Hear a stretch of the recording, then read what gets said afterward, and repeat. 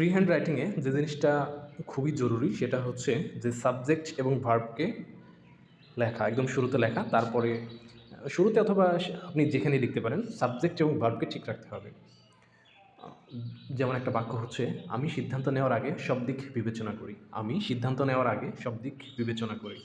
তাহলে সাবজেক্ট হচ্ছে I, verb হচ্ছে বিবেচনা করি। তাহলে আই কনসিডার, আমি বিবেচনা করি। আই কনসিডার, আমি বিবেচনা করি। অল দ্য অ্যাসপেক্টস, সকল বিষয়। I consider all the aspects, সকল বিষয়। সিদ্ধান্ত নেওয়ার আগে, before taking decision, before taking decision. I consider all the aspects before taking decision. সে জ্ঞান অর্জনকে জীবনের সবচেয়ে বড় সম্পদ মনে করে। সে জ্ঞান অর্জনকে জীবনের সবচেয়ে বড় সম্পদ মনে করে। তাহলে সাবজেক্ট হচ্ছে সে, মনে করে কনসিডার অথবা বিবেচনা, কনসিডার অথবা রিগার্ড, বিবেচনা করা। হি রিগার্ডস, সে মনে করে। গেইনিং নলেজ, জ্ঞান অর্জন করা। As the greatest aspects of life, জীবনের সবচেয়ে বড় সম্পদ বা জীবনের সবচেয়ে বড় পার্ট।